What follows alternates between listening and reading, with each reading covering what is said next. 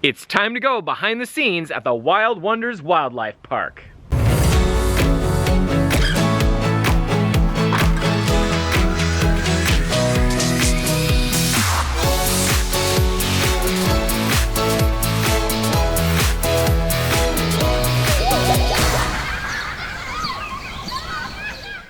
Hey everybody, I'm Peter Schriemer, and today we're gonna have a really fun experience. One of the main attractions here at the Howell Nature Center is the Wild Wonders Wildlife Park.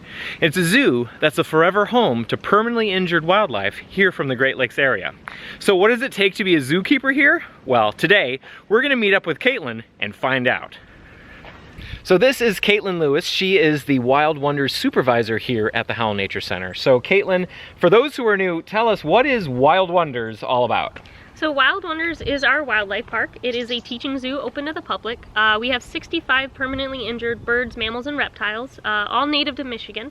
The bird injuries, they're pretty obvious. A lot of them have drooping wings or missing eyes, whereas our mammals, it's less obvious. They're mainly psychological issues, habituation, being kept illegally as pets. We are open to the public 365 days a year, 10 a.m. to 5 p.m. Awesome, that's great. Well, I'm excited. I've been here a lot, and I'm excited now to see what it's like to have a day in the life of a zookeeper. So what do we have coming up first? First, we're gonna feed. Yes, feeding time. It's everybody's favorite time. Let's go.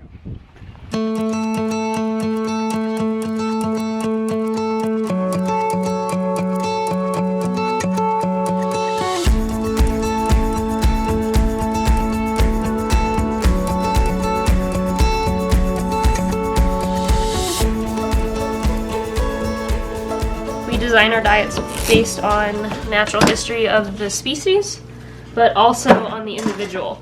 And they get a lot of variety based on what their natural diet would be: aquatic plants and tree bark, and they do have a dry food that's based on an aspen bark. The amount is based on how big they are.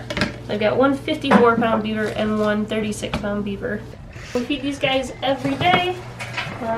They pick up their leftovers and count them out. They've got 3 bowls. Matilda eats a little more than Mr. Loppy. Alright, I'm feeding them. It's probably my favorite to come feed them just because of the enthusiasm with which these guys eat. 6 cups total a day that they're digging in on this vegetable and pellet diet. And Matilda is a machine when it comes to eating. That she'll go through all 6 of this cups and the living branches every week too. It's just a crazy amount of food that they can put away. Second largest rodent in the world.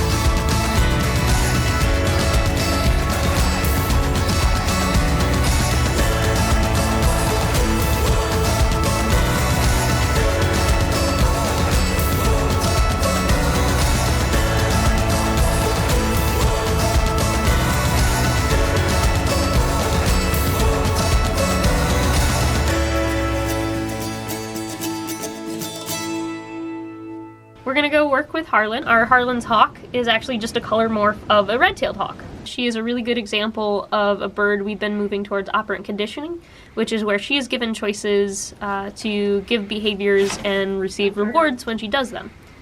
So she's an educational ambassador. She would go out to schools, churches, public events, and educate about Harlan's hawks.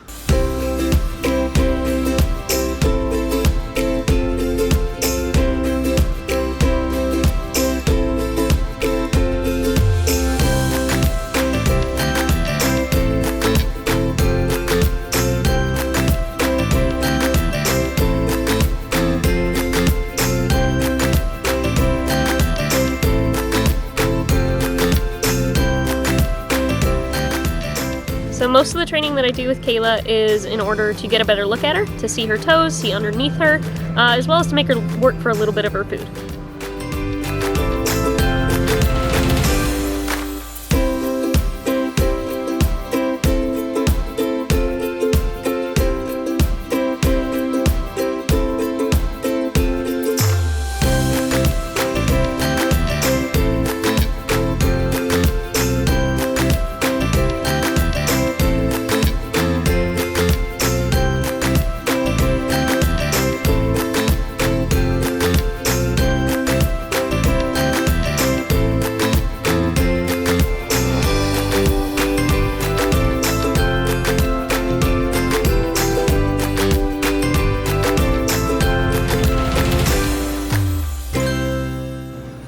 We are creating a foraging game for the cranes.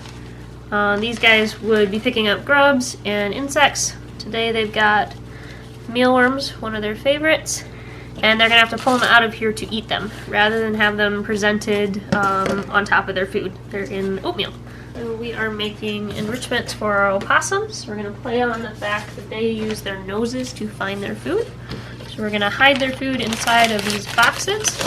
So not only do they have to use their noses, but they kind of have to solve a puzzle to get to their food. Banana and mice, delicious. Wrap this guy up and put it inside the box. There we go. We're going to make an enrichment for the red foxes. We've got smelt and little pieces of mice. And we are going to wrap them up in a piñata. So while this isn't really something they'd run into in the wild, it does promote activity for them. Get some moving. So we wrap this all up and put it in our piñata. We'll hang that up. We use enrichments to promote natural behaviors like locomotion or foraging. This one is just going to promote activity. It's a piñata, so they're going to jump up and try and get it.